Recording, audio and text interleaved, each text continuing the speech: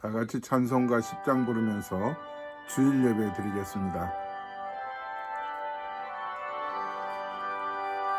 전능왕 오셔서 주 이름 찬송케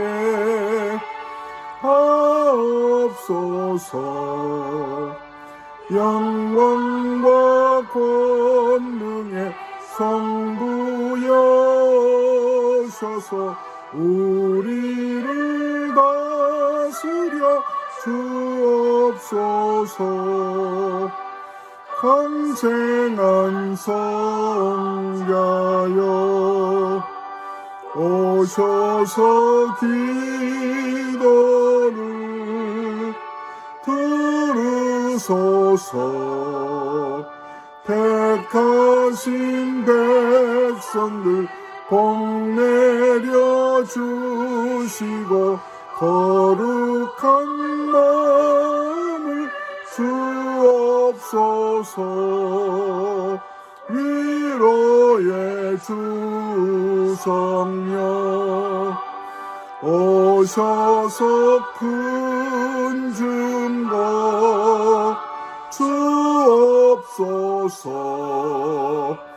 전능한 주시여 각 사람 마음에서 떠나지 마시고 계십소서. 성삼위일체께 한없는 찬송을 드립니다. 존귀한 주님을 영광 중 배웠고 영원히 모시게 하옵소서. 아멘. 왕이신 나의 하나님이여, 내가 주를 높이고 영원히 주의 이름을 송축하리이다. 왕 대신 하나님 아버지, 우리를 택하시고 예수 그리스도를 통해서 구속해 주심으로 이 땅에서도 왕같은 제사장으로 하나님의 거룩한 나라로 살아가게 은혜 주심을 감사를 드립니다. 2020년 11월 15일 오전 11시 주일 예배로 모든 성도들 하던 일 멈추고 예배토록 이 자리에 나오게 하신 하나님, 주님의 얼굴을 이 시간 배웠기를 원합니다. 우리 안에 좌정하셔서 하나님의 크신 은혜와 주권과 위엄과 영광을 바라보는 시간 되게 하여 주시옵소서. 믿음의 주에 온전케 하신 예수 그리스도 안에서 풍성한 삶을 누리도록 저희들을 복되게 하신 하나님, 이 한 시간 예배 가운데 임재하여 주옵시고 모든 성도들의 삶이 주님의 손에 붙들려 세상에서도 하늘을 살고 이 땅에서도 하나님의 백성답게 영원한 삶을 소망하며 사는 저희들 되게 해주실 줄 믿고 우리 구주 예수님의 이름으로 간절히 기원하옵나이다. 아멘. 교동문 63번 시편 145편입니다. 왕이신 나의 하나님이여, 내가 주를 높이고 영원히 주의 이름을 송축하리이다. 내가 날마다 주를 송축하며 영원히 주의 이름을 송축하리이다. 여호와는 위대하시니 크게 찬양할 것이라. 그의 위대하심을 측량하지 못하리로다. 대대로 주께서 행하시는 일을 크게 찬양하며 주의 능한 일을 선포하리로다. 주의 존귀하고 영광스러운 위엄과 주의 기이한 일들을 나는 작은 소리로 읊조리리이다. 사람들은 주의 두려운 일의 권능을 말할 것이요 나도 주의 위대하심을 선포하리이다. 그들이 주의 크신 은혜를 기념하며 말하며 주의 의를 노래하리이다. 여호와는 은혜로우시며 긍휼이 많으시며 노하기를 더디하시며 인자하심이 크시도다. 여호와께서는 모든 것을 선대하시며 그 지으신 모든 것에 긍휼을 베푸시는도다. 여호와여, 주께서 지으신 모든 것들이 주께 감사하며 주의 성도들이 주를 송축하리이다. 아멘. 전능하사 천지를 만드신 하나님 아버지를 내가 믿사오며 그 외아들 우리 주 예수 그리스도를 믿사오니 이는 성령으로 잉태하사 동정녀 마리아에게 나시고 본디오 빌라도에게 고난을 받으사 십자가에 못 박혀 죽으시고 장사한 지 사흘 만에 죽은 자 가운데서 다시 살아나시며 하늘에 오르사 전능하신 하나님 우편에 앉아 계시다가 저리로서 산 자와 죽은 자를 심판하러 오시리라. 성령을 믿사오며 거룩한 공예와 성도가 서로 교통하는 것과 죄를 사하여 주시는 것과 몸이 다시 사는 것과 영원히 사는 것을 믿사옵나이다. 아멘. 가정에서 한 분이 대표로 기도하시겠습니다. 이 시간 찬송가 324장 찬송하겠습니다.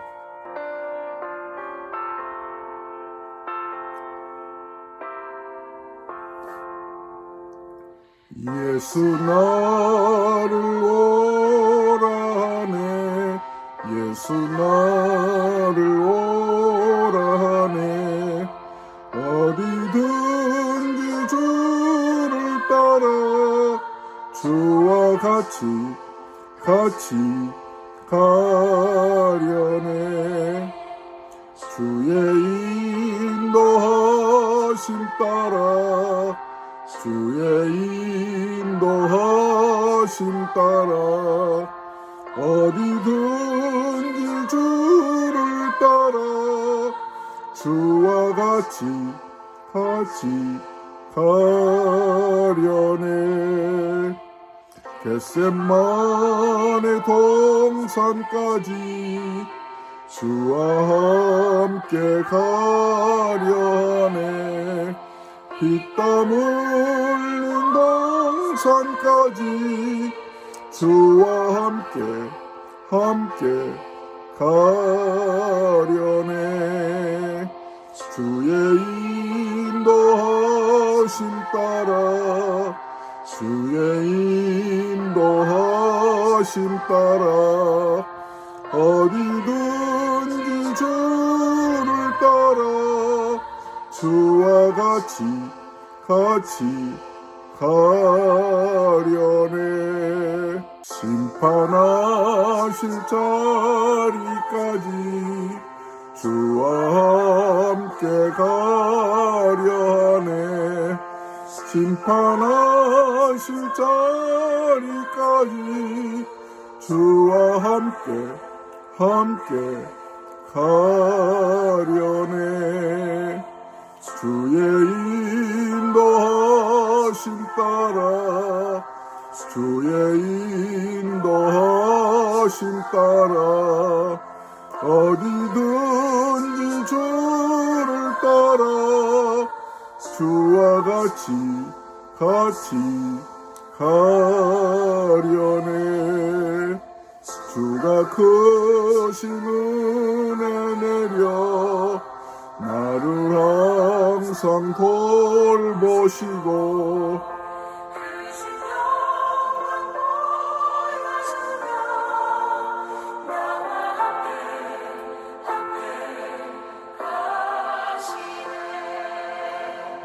주의 인도하심 따라 주의 인도하심 따라 어디든지 주를 따라 주와 같이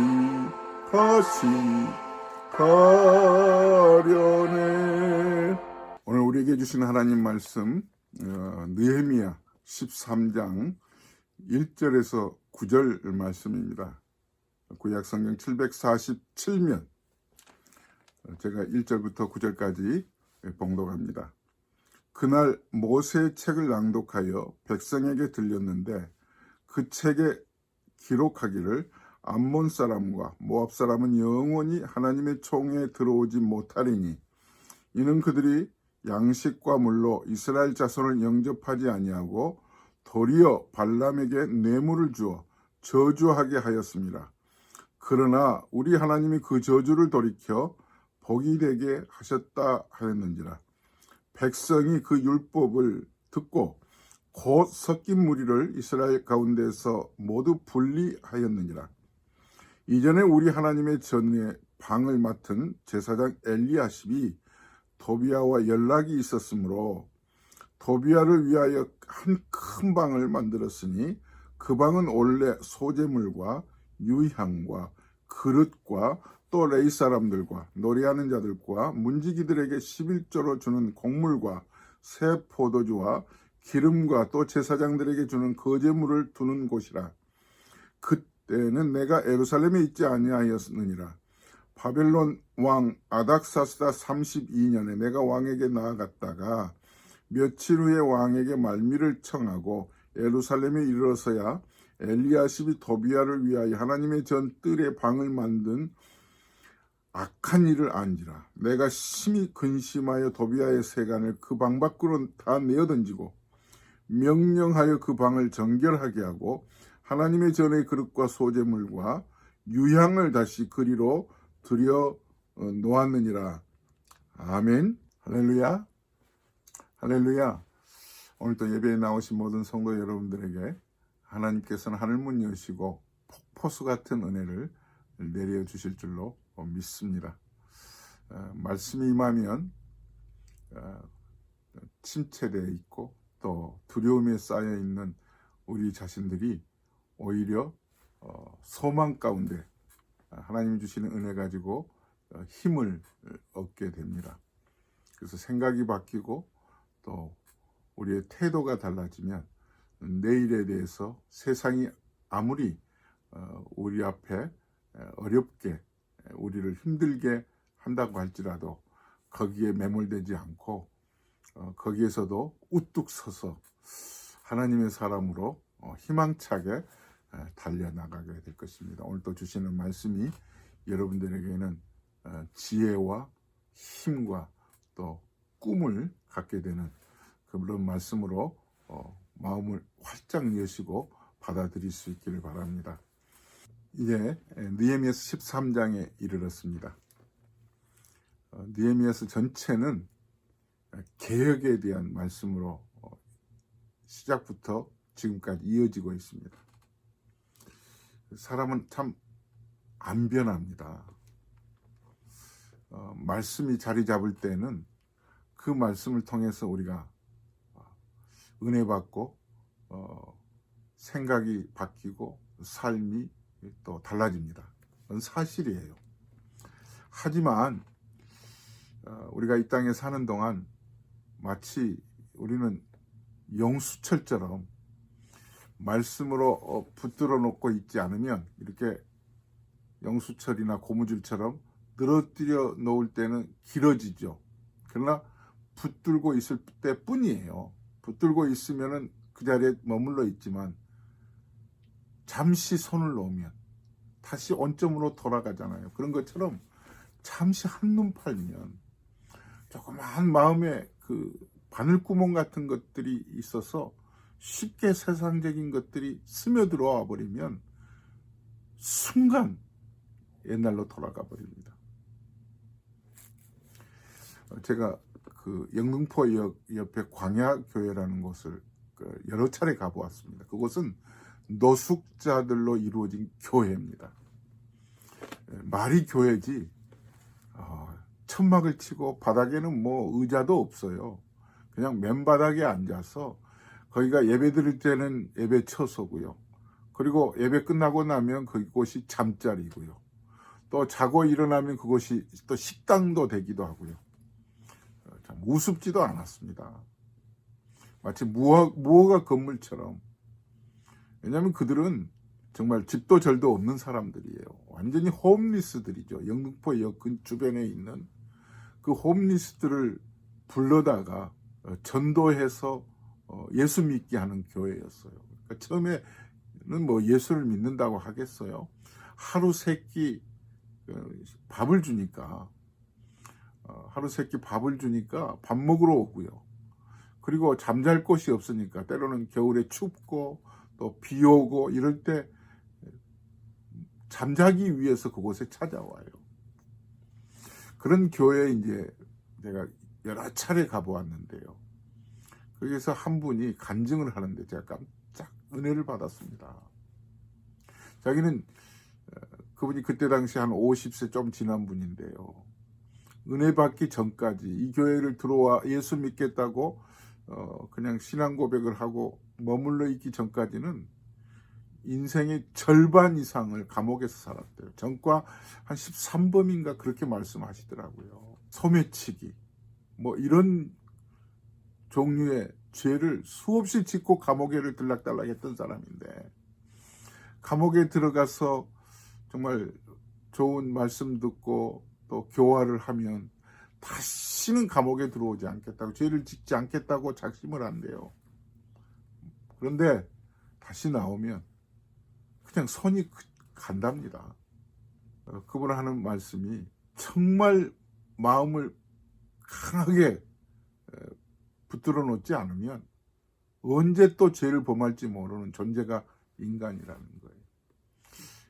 그 말이 맞더라고요. 그렇잖아요. 우리는 마음을 하나님의 은혜의 말씀에 붙들어 놓지 않으면 순간 어떻게 될지 모르는 그런 연약한 존재들이죠. 그래서 요즘도 또 성경 통독을 우리가 시작하고 있잖아요. 말씀을 들을 때, 또 말씀을 읽을 때 머리끝에서부터 발끝까지 이 말씀이 마치 전류가 흐르듯이 우리의 마음속에서 우리의 생각을 다듬어주고 또 잘못된 것들을 깨닫게 해주고 어떻게 바르게 사는 것이 어떻게 사는 것인지를 또 알게 해주시는 게 말씀이잖아요. 히브리서 4장 12절에 있는 말씀처럼 하나님의 말씀은 살았고 운동력이 있어 좌우의 날선 어떤 검보다도 더 예리하여 혼과 영과 관절과 골수를 쪼개기까지 하며 너의 마음의 생각을 감찰하시나니, 그랬잖아요. 오늘 이스라엘 백성들이 성벽을 재건하고 난 뒤에 느헤미야가 그들의 아주 못된 관습을 깨뜨리는 그런 말씀을 읽고 있습니다. 그 관습이 뭐냐면 오랫동안 묵어버린 이방인들과 그냥 결혼을 하고 거기에서 아이를 낳고 살다 보니까 당연시 돼버리는 그런 생활들을 말씀을 읽어주면서 말씀에 어떻게 기록이 되어 있는지를 읽어주면서 마치 말씀이 꾸짖어 줄 때 그들이 깨닫게 되는 내용으로 시작이 됩니다. 자, 1절 말씀 다 같이 보시죠. 그날 모세의 책을 낭독하여 백성에게 들렸는데 그 책에 기록하기를 암몬 사람과 모압 사람은 영원히 하나님의 총회에 들어오지 못하리니, 이 암몬 사람과 모압 사람을 하나님의 총회에 함께 들어와서 한 형제 자매처럼 사는 거예요. 근데 하나님의 말씀을 보니까 오늘 2절에 있는 말씀이 신명기에 있는 말씀이거든요. 그들과 함께 총회에 머물러서는 안 된다는 말씀이에요. 왜냐하면 이스라엘 백성들이 일찍이 길을 지나갈 때 그들을 환영해 주지 않았던 게 암몬 사람들, 이 모압 사람들이었다는 거죠. 신명기에 있는 말씀을 보시겠습니다. 바로 오늘 13장 2절에 있는 말씀이 바로 그 말씀인데요. 신명기 23장 3절에서부터 4절 보시면 암몬 사람과 모압 사람은 여호와의 총회에 들어오지 못하리니 그들에게 속한 자는 10대뿐 아니라 영원히 여호와의 총회에 들어오지 못하리라.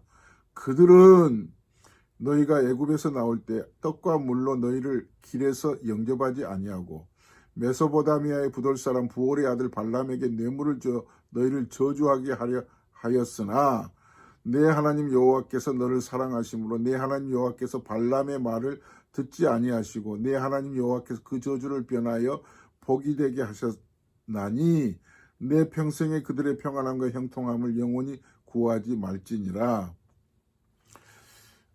암몬 사람과 모압 사람과 국제 결혼을 하지 말라는 건 아니고요.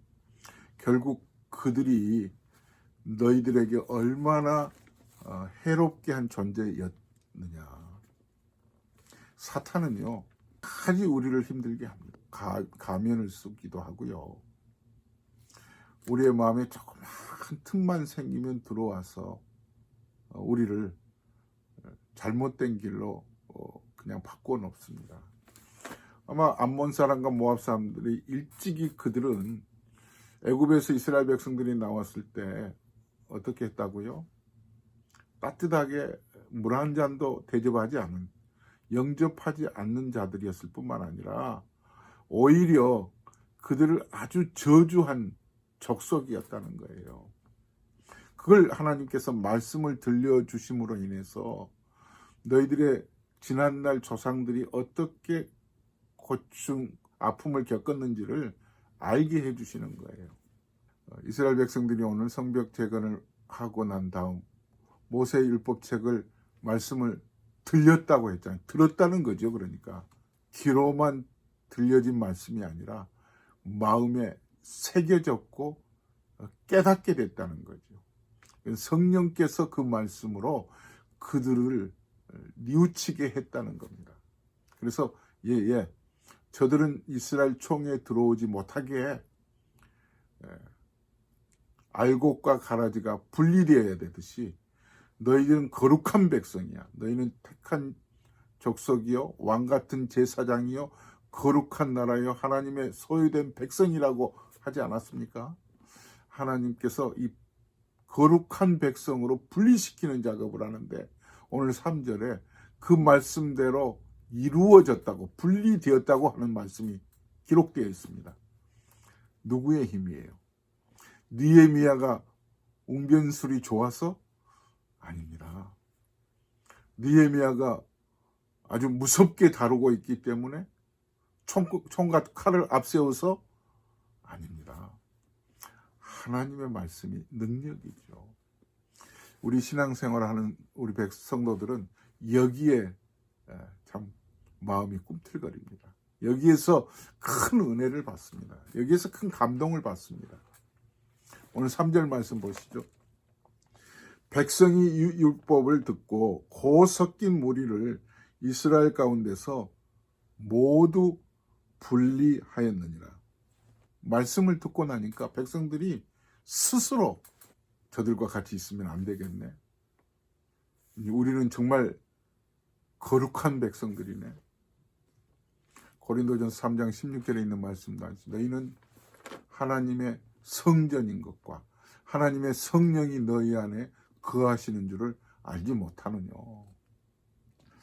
사랑하는 성도 여러분, 우리가 겉으로는 믿지 않는 사람들, 하나님을 배반하고 하나님을 거역하고 하나님을 무시하고 있는 사람들과 다를 바가 없습니다. 하지만 우리는 영적으로 거룩한 백성들이에요.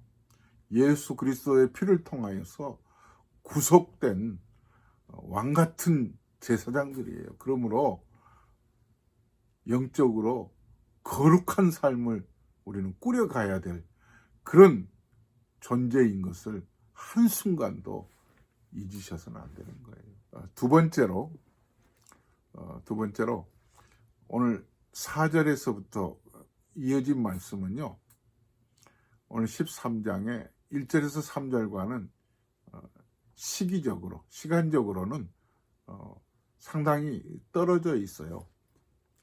그러니까 느헤미야가 1절에서 3절까지는 페르시아에서 성벽을 재건하기 위해서 왔다가 12년 동안 총독으로 재임할 당시에 있었던 사건인데 그 이후에 잠시 느헤미야가 페르시아로 돌아갑니다.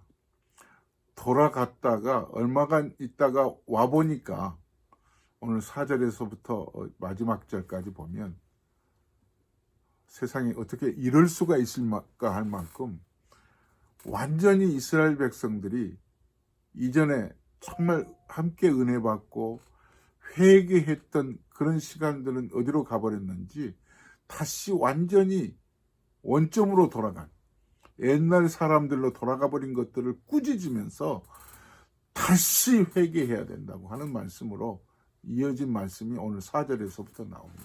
먼저 돌아와 보니까 하나님의 성전에 있어서는 안 될 비밀방을 도비아라고 하는 사탄에게 내어주었다는 사실입니다.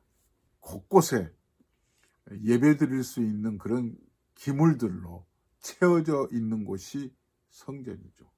그곳에 하나님에게 예배드릴 수 있는 그런 기물들을 그냥 어디로 빼내버리고 도비아가 둥지를 틀고 살 수 있도록 소위 로얄룸을 만들어 주은 것을 느헤미야가 보게 된 겁니다.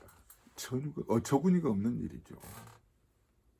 그걸 느헤미야가 보게 되면서 심하게 꾸짖고 도비아를 내치고, 그리고 이전에 도비아 방을 만들어 주느라고 빼냈던 하나님의 곳간에 채워져 있었던 많은 기물들을 다시 되돌리는 그런 말씀이 4절에서부터 나옵니다. 자, 4절 말씀부터 좀 같이 보시겠습니다. 이전에 우리 하나님의 전에 방을 맡은 제사장 엘리야십이 도비아와 연락이 있었으므로 도비아를 위하여 한 큰 방을 만들었으니 그 방은 원래 소재물과 유향과 그릇과 또 레이 사람들과 노래하는 자들과 문지기들에게 11조로 주는 곡물과 새 포도주와 기름과 또 제사장들에게는 주는 거제물을 두는 곳이라. 그때에는 내가 예루살렘에 있지 아니하였느니라. 바벨론 왕 아닥사스다 32년에 내가 왕에게 나아갔다가 며칠 후에 왕에게 말미를 청하고 예루살렘에 이르러서야 엘리야십이 도비아를 위하여 하나님의 전 뜰에 방을 만든 악한 일을 안지라. 영적으로 조금 무디어져 있으면 우리는 순간 이렇게 세상의 것들이 우리를 둥지를 틀고 흔들어 놓고 자리를 차지합니다. 아마 처음부터 도비아에게 방을 내줄 테니까 와라 그러진 않았을 거예요. 도비아가 슬그머니 무슨 위장 전술을 썼을 거예요. 이스라엘 백성들이 하나님의 전에서 회개하고 난 다음에, 은혜를 받고 난 다음에 세 가지로 약속을 하죠. 혈서를 쓰는 것처럼 각서를 썼잖아요.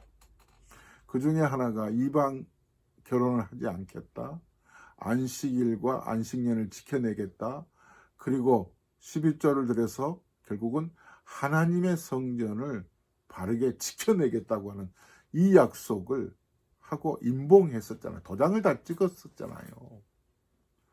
근데 그게 얼마나 지났겠어요.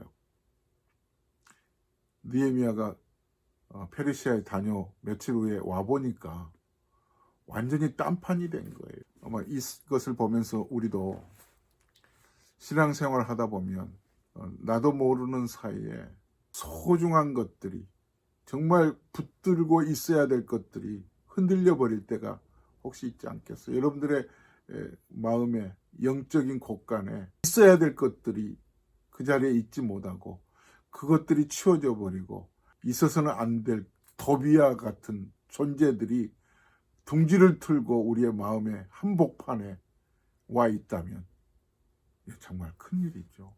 사랑하는 성도 여러분, 여러분들의 영적 곳간에 있어야 될 말씀이, 하나님의 은혜가 자리를 잡고 도비아 같은 자들이 둥지를 틀지 못하도록, 넘보지 못하도록, 위장전술을 아무리 쓰더라도 그들이 아무리 미끼를 던지고 우리의 마음에 흔들어 놓으려고 하는 그것들을 가지고 올 때에도 여러분 절대 넘어져서는, 흔들려서는 안 될 줄로 믿습니다.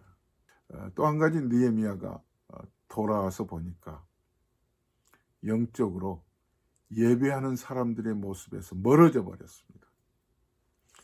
오늘 말씀 보십시다. 10절 말씀에서 보세요. 내가 또 알아본즉 레위 사람들이 받을 몫을 주지 아니하였으므로 그 직무를 행하는 레위 사람들과 노래하는 자들이 각각 자기 밭으로 도망하였기로 내가 모든 민장들을 꾸짖어 이르기를 하나님의 전이 어찌하여 버림바 되었느냐 하고 곧 레위 사람을 불러 모아 다시 제자리에 세웠더니 이에 온 유다가 곡식과 새 포도주와 기름의 11조를 가져다가 곳간에 드림으로 그렇게도 혈서를 쓰고 각서를 썼던 그 세 가지 11조를 드리겠다.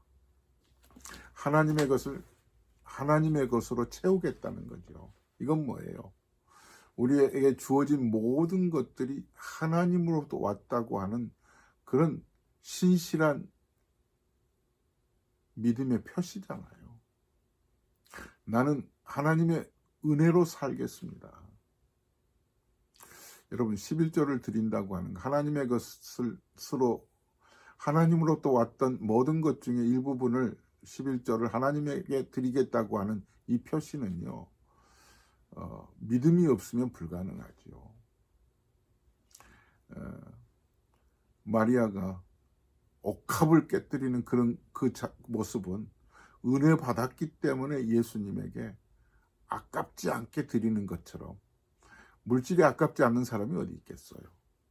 그러나 은혜가 임하면 하나님으로부터 왔던 것을 주께 돌려드리는 것은 믿음의 산물입니다. 드리는 자의 마음속에는요. 하나님의 은혜가 임하기 때문에 마음으로 드리는 거예요. 이스라엘 백성들이 바로 이 점에서 그렇게 각서를 썼지만은 완전히 이전으로 다 하나님의 것을 드리지 못한 거예요. 생활에 피폐해지고 여러 가지로 힘들다 보니까 드리지 못했겠지만 그러나 주신 분이 누구세요? 넉넉하게 채우실 분이 어떤 분이세요? 하나님이라는 그 믿음을 그들은 놓쳐버렸기 때문에 그렇습니다. 13장 15절에서부터 17절까지 제가 읽겠습니다. 그때 내가 본즉 유다에서 어떤 사람이 안식일에 술틀을 받고 곡식단을 나귀에 실어 운반하며 포도주와 포도와 무화과 여러 가지 짐을 지고 안식일에 예루살렘에 들어와서 음식물을 팔기로 그날에 내가 경계하였고 또 두로 사람이 예루살렘에 살며 물고기와 각양 물건을 가져다가 안식일에 예루살렘에서 유다 자손에게 팔기로 내가 유다의 모든 귀인들을 꾸짖어 그들에게 이르기를 너희가 어찌 이 악을 행하며 안식일을 범하느냐.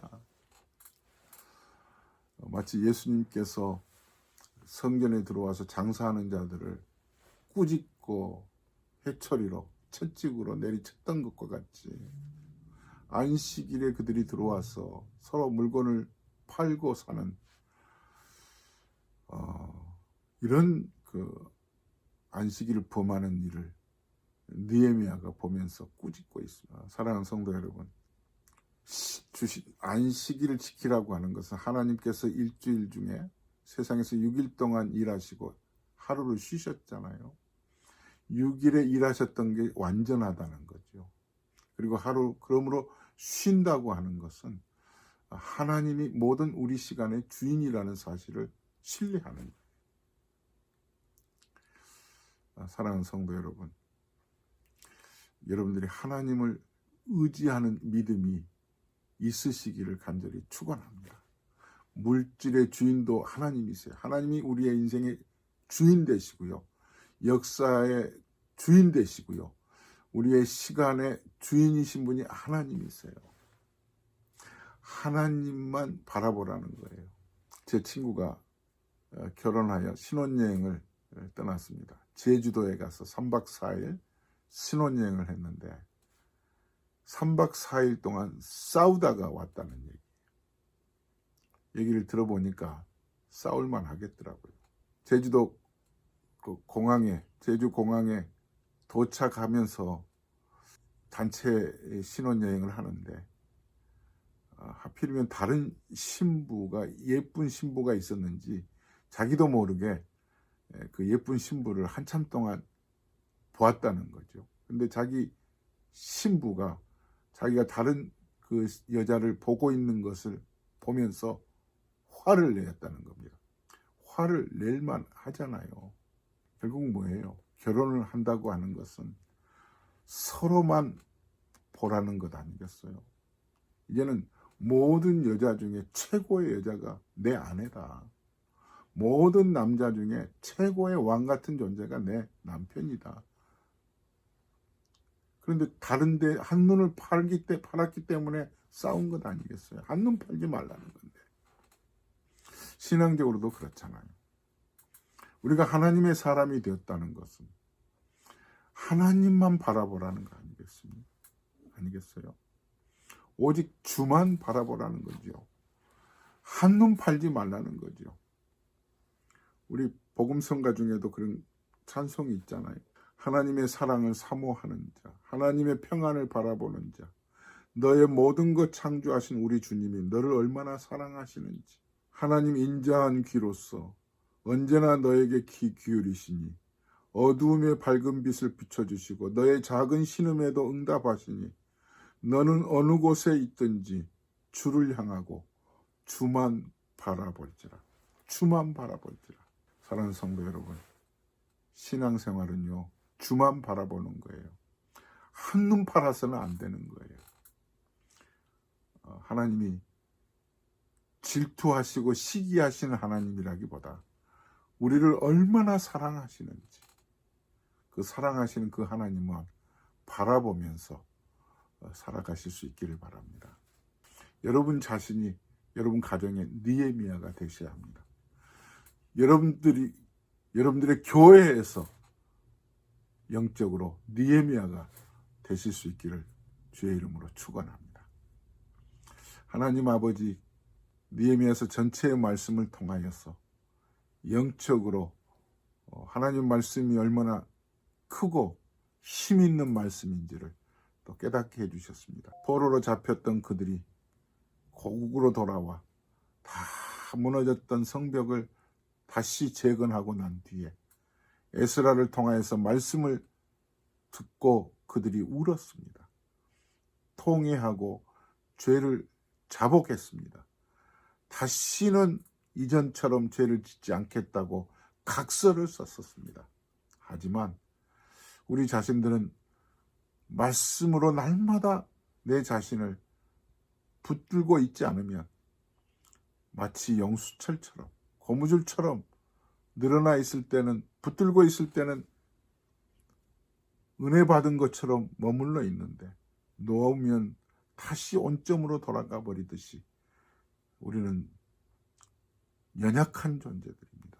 주여, 늘 말씀이 우리의 귀에 마음에 새겨지게 하셔서 모세의 율법이 이스라엘 백성들에게 들렸던 것처럼 귀에 들려지고 마음에 새겨져서 늘 자신들을 거룩한 사람들로 구별되어 하나님의 뜻을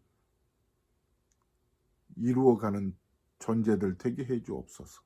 하나님으로부터 사랑받은 저희들 주만 바라보게 하시고 세상에 한눈 팔지 않게 해 주시옵소서. 주신 말씀을 기억하며 우리에게 주신 물질, 하나님에게 시간도 물질도 하나님의 것인 것을 기억하고 인색하지 않게 감사하며 기쁨으로 드리는 저희들 되게 해 주옵소서. 오늘도 드리는 물질 귀하게 받아주시고 하나님 드린 손길들 가정에 크게 하나님 은혜로 채워 주옵소서. 이제는 우리 주 예수 그리스도의 은혜와 하나님 아버지의 무한하신 사랑하심과 성령의 교통하심이 늘 거룩한 신분으로 내 자리에 있어야 할 곳을 지키고 한눈 팔지 않고 주만 바라보며 시간도 물질도 모든 것이 하나님의 것인 줄을 기억하며 살기로 다짐하는 성도들 머리 위에 이제부터 영원토록 함께 계실지어다. 아멘. 주 안에서 사랑합니다. 다음 주에 뵙겠습니다. 샬롬.